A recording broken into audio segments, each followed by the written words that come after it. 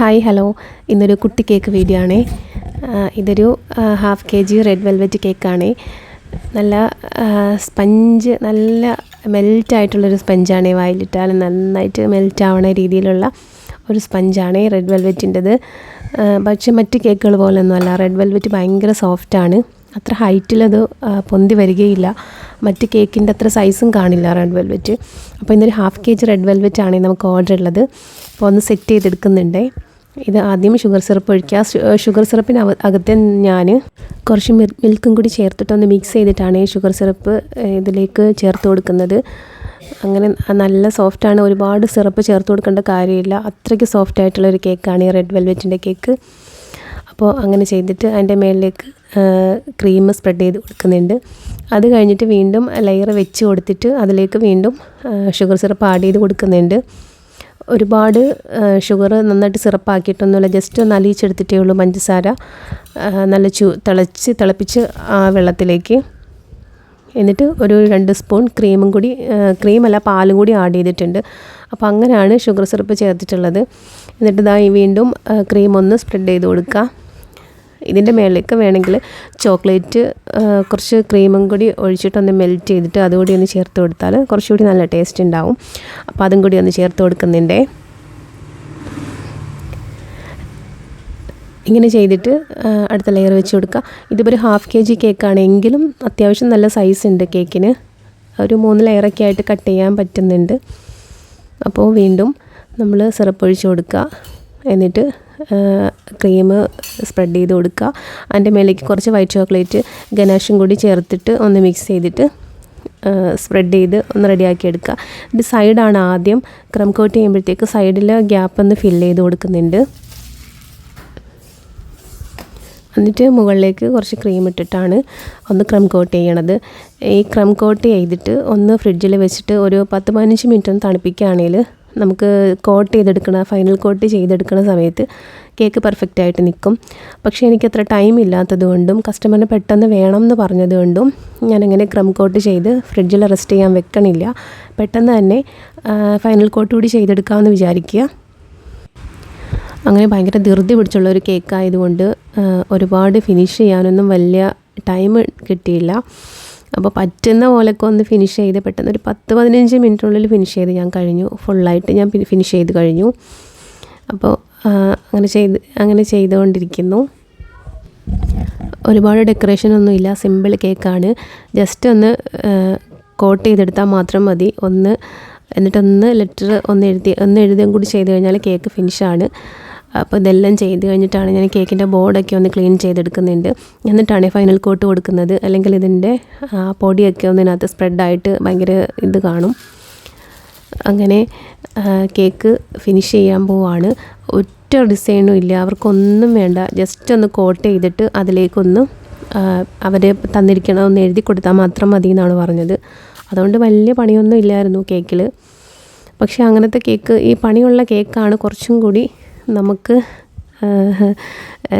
ചെയ്യാനൊരു താല്പര്യം. പക്ഷേ എന്നാലും സിമ്പിൾ കേക്ക്, ഇത്രയും ടൈമൊക്കെ ഉള്ളുവെങ്കിൽ സിമ്പിൾ കേക്ക് ചെയ്ത് കൊടുക്കുന്നതാണ് കുറച്ചും കൂടി ബെറ്റർ. അപ്പം ടൈം ഇല്ലാത്തത് കൊണ്ടും അവർ പറഞ്ഞു ഡിസൈനൊന്നും വേണ്ട, ജസ്റ്റ് ഒരു വൈറ്റ് കേക്കിൽ ഇങ്ങനെ ഒന്ന് എഴുതി തന്നാൽ മതി എന്ന് മാത്രം പറഞ്ഞു. അപ്പോൾ അതുകൊണ്ട് എനിക്ക് എളുപ്പമായിരുന്നു. പെട്ടെന്ന് ഞാനങ്ങനെ ചെയ്തെടുക്കുകയാണേ. ഇങ്ങനെയാണ് ഞാൻ ഫിനിഷിങ് ചെയ്യുന്നത് കേക്കിൽ. ഒരുപാട് പേര് ചെയ്യുന്ന കണ്ടിട്ടുണ്ട്. ഒരുപാട് കേക്കിലേക്ക് ഒരുപാട് ക്രീം ഇങ്ങനെ വെച്ചിട്ട് അതിൽ തന്നെ വെച്ചിട്ട് ഫിനിഷ് ചെയ്തെടുക്കുന്നത്. പക്ഷേ എന്തോ എനിക്കങ്ങോട്ട് അത് ശരിയായിട്ടില്ല. ഞാനത് ട്രൈ ചെയ്ത് നോക്കിയിട്ടുണ്ട്. പക്ഷേ എത്ര ചെയ്തിട്ടും എനിക്കങ്ങോട്ട് ശരിയാവണില്ല. എനിക്ക് ഈ ഒരു മെത്തേഡാണ് എനിക്ക് എപ്പോഴും പെർഫെക്റ്റായിട്ട് ശരിയായി വരണത്. അങ്ങനെ അവസാനം ഞാൻ ഈ നൈഫ് തന്നെയാണ് ഇങ്ങനെ ഫിനിഷ് ചെയ്യാൻ വേണ്ടിയിട്ട് ഉപയോഗിക്കുന്നത്. വേറെ നൈഫൊന്നും ഞാനങ്ങനെ ഇതിനായിട്ട് യൂസ് ചെയ്യാറില്ല. ഞാൻ ഈ ലെയർ കട്ട് ചെയ്യാൻ എടുക്കുന്ന നൈഫ് കൊണ്ട് തന്നെയാണ് ഇത് ഫുള്ള് ഫിനിഷ് ചെയ്തെടുക്കുന്നത്. അതാകുമ്പോൾ ഒരുപാട് ആയുധത്തിൻ്റെ ആവശ്യമില്ല.